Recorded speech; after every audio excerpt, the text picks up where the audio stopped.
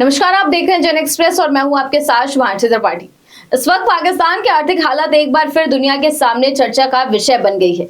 जिस देश को कुछ साल पहले आईएमएफ के बेल आउट पैकेज ने डिफॉल्ट होने से बचाया था, वही पाकिस्तान अब अमेरिका के सामने 10 अरब डॉलर यानी करीब 96,000 करोड़ रुपए की वित्तीय सहायता की मांग लेकर पहुंच गया। लेकिन सवाल सिर्फ इतना नहीं है कि पाकिस्तान पैसे क्यों मांग रहा है। असली सवाल यह है कि क्या ये सिर्फ एक और कर्ज है?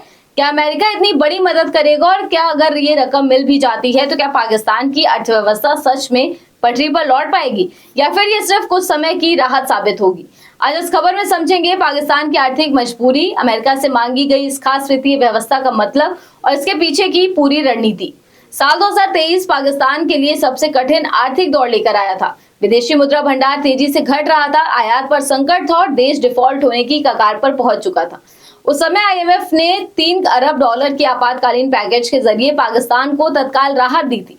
इसके बाद आईएमएफ ने 7 अरब डॉलर का एक और विस्तारित कार्यक्रम मंजूर किया, लेकिन इसके साथ कई कड़ी शर्तें भी लागू हुई। सरकार को टैक्स बढ़ाने पड़े, बिजली और गैस पर सब्सिडी कम करनी पड़ी, ऊर्जा कीमतों में इजाफा हुआ और आम जनता पर महंगाई का भारी बोझ पड़ा। दूसरी ओर पाकिस्तान का विदेशी मुद्रा भंडार भी काफी हद तक चीन, सऊदी अरब और अन्य मित्र देशों से मिले ऋण और जमा राशि पर निर्भर बना रहा। यानी अर्थव्यवस्था अपने दम पर मजबूत होने के बजाय लगातार बाहरी सहायता के सहारे चलती रही। इस बीच पाकिस्तान के वित्त मंत्री मोहम्मद औरंगजेब ने वॉशिंगटन में अमेरिका ट्रेजरी सचिव स्कॉट बेसेंट से मुलाकात कर 10 अरब डॉलर की एक्सचेंज स्टेबलाइजेशन फैसिलिटी यानी मुद्रा विनिमय स्थिरता सुविधा की मांग रखी है। ये मांग ऐसे समय में आई है जब पाकिस्तान खुद को क्षेत्रीय कूटनीति में अधिक सक्रिय दिखाने की कोशिश कर रहा है। अमेरिका और ईरान के बीच तनाव के दौरान बातचीत में अपनी भूमिका को पाकिस्तान अपनी कूटनीतिक उपलब्धि के रूप में पेश कर रहा है और माना जा रहा है कि इसी बदले हुए माहौल का लाभ उठाकर वो अमेरिका से आर्थिक सहयोग की उम्मीद भी कर रहा है। लेकिन यहाँ सबसे जरूरी बात ये समझना है कि पाकिस्तान ने जिस व्यवस्था की मांग की है वो पारंपरिक कर्ज से थोड़ी अलग है। इसे आसान भाषा में करेंसी स्वैप या मुद्रा विनिमय व्यवस्था कहा जा सकता है। इसमें अमेरिका सीधे अनुदान या बिना शर्त नगद सहायता नहीं देता, बल्कि सीमित अवधि के लिए अमेरिकी डॉलर और पाकिस्तानी रुपए के बीच विनिमय की व्यवस्था होती है। इससे पाकिस्तान को डॉलर की उपलब्धता बढ़ती है, विदेशी मुद्रा बाजार में भरोसा कायम रहता है और निवेशकों को ये संदेश जाता है कि देश के पास अल्पकालिक डॉलर तरलता उपलब्ध है। इससे स्थानीय मुद्रा पर दबाव कुछ हद तक कम हो सकता है और अंतर्राष्ट्रीय बाजार में राहत मिल सकती है।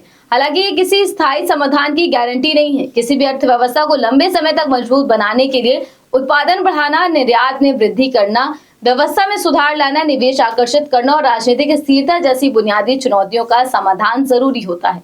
केवल बाहरी वित्तीय सहायता या करेंसी स्वैप से आर्थिक संकट पूरी तरह खत्म नहीं हो सकता। अब सबकी नजर इस बात पर होगी कि अमेरिका पाकिस्तान के इस प्रस्ताव पर क्या फैसला लेता है। यदि ये सुविधा मिलती है तो पाकिस्तान को अल्पकालिक राहत जरूर मिल सकती है, लेकिन असली परीक्षा ये होगी कि क्या वो इस अवसर का उपयोग अपनी अर्थव्यवस्था में संरचनात्मक सुधार के लिए करता है या फिर एक बार फिर बाहरी मदद के भरोसे ही आगे बढ़ता है। यही वो सवाल है जिसका जवाब आने वाले समय में पाकिस्तान की आर्थिक दिशा तय करेगी। फिलहाल सबसे बड़ा सवाल ये उठ रहा है कि क्या अमेरिका पाकिस्तान की आर्थिक नाव को सहारा देगा या फिर इस बार भी इस्लामाबाद को सिर्फ उम्मीद ही मिलेगी। आज इस खबर में बस इतना ही। देश दुनिया की ऐसी तमाम खबरों को जानने के लिए आप देखते रहिए जन एक्सप्रेस। धन्यवाद।